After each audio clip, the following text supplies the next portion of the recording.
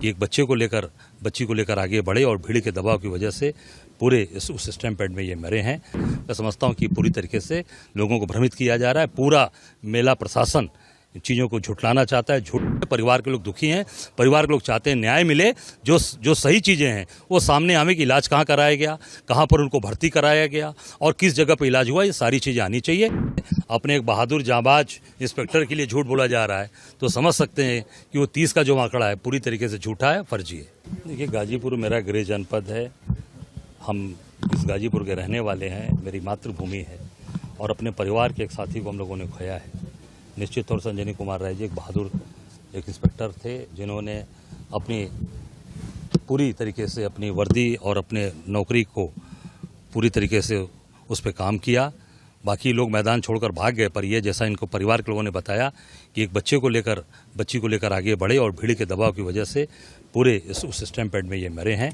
ये निश्चित तौर से इसको सरकार छिपा रही है, इसको झूठी बात बोल रही है।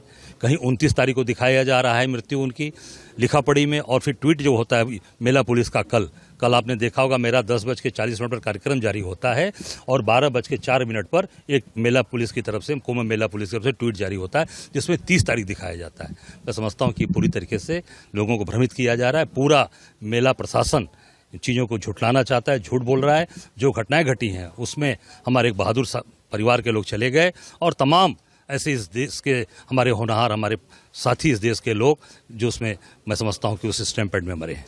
परिवार वालों से आपने बात की, क्या मांगे हैं कि उसकी अभी तक कोई न पुलिस का बड़ा अधिकारी इनके पास आया और न सरकार का कोई नुमाइंदा, जो सरकार में बैठे लोग जो आज कुंभ में बड़ी बड़ी बात बोल रहे हैं, आज बड़ी चीज़ों को कर रहे हैं। मोदी जी खुद आज स्वयं आकर कुंभ में आज आकर स्नान कर रहे हैं। मैं समझता हूं कि आज वो क्षमा मांगे इस देश के लोगों से, और निश्चित तौर से जो आज इस देश के अंदर जो जितने लोग आज कौलित हुए हैं, मैं समझता हूं कि बहुत ही दुर्भाग्यपूर्ण है। परिवार के लोग दुखी हैं, परिवार के लोग चाहते हैं न्याय मिले, जो सही चीज़ें हैं वो सामने आवे कि इलाज कहाँ कराया गया, कहाँ पर उनको भर्ती कराया गया और किस जगह पर इलाज हुआ, ये सारी चीज़ें आनी चाहिए। ये बता रहे हैं, हम लोग तो गए तो बैरक के अंदर उनकी बिस्तरे पे डेड बॉडी मिली है, वो डेड बॉडी लेकर आया और इनको कोई जानकारी नहीं।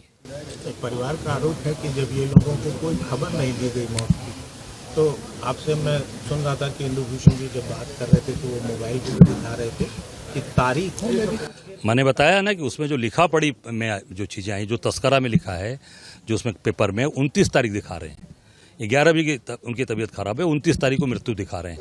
और कल जो एक कुंभ मेला पुलिस ने जो ट्वीट किया है उसमें 30 तारीख को दिखाया जा रहा है। तो ये पूरी तरीके से विरोधाभास है, जिसमें ये संदिग्ध पूरी तरीके से लगता है कि पूरे भ्रमित किया जा रहा है और परिवार से झूठ बोला जा रहा है। मैं समझता हूँ उनको न्याय मिले और परिवार से सारी बातें, क्योंकि उनको कुछ पता ही नहीं किया कहाँ एडमिट हैं, कहाँ इलाज हुआ, किस डॉक्टर ने इलाज किया, केवल हार्ट अटैक दिखा रहे हैं।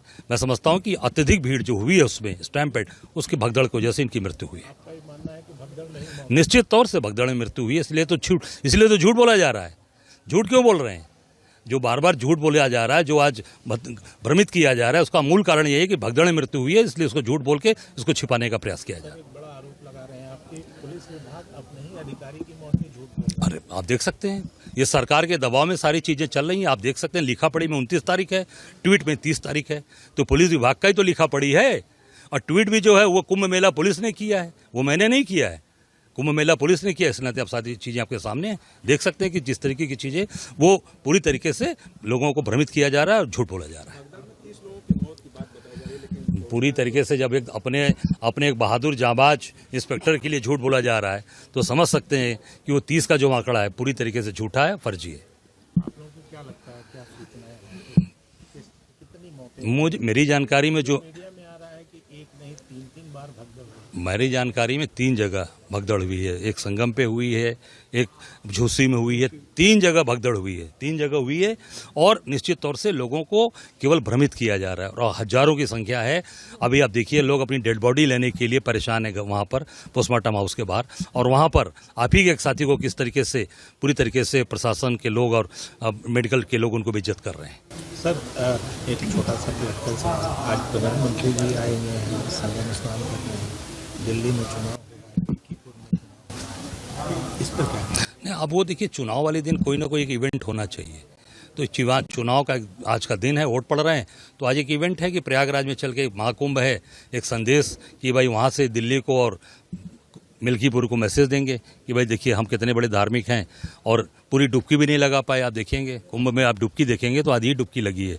हम लोग भी गंगा मैया के किनारे वाले हैं काशी के, डुबकी पूरी लगाई जाती है। जब तक सर नहीं अंदर गया तब तक डुबकी मानी नहीं जाती है। दिल्ली में कांग्रेस के लिए क्या सोच? निश्चित तौर से कांग्रेस मजबूती से आगे बढ़ रही है और कांग्रेस बहुत आगे ताकत के साथ सरकार बनाएगी। और मिल्कीपुर से मिल्कीपुर में लड़ाई चल रही है, इंडिया गठबंधन के साथ हम लोग खड़े हैं, और वहाँ पर भी देखिए अत्याचार है। अभी मैंने एक वीडियो देखा कि वहाँ पर एक व्यक्ति 6 वोट मारा है, कह रहे हैं कि हमने 6 वोट अभी दिए हैं और भाजपा को दिए हैं। अब इसी तो एक एक आदमी जब 6 वोट मारेंगे तो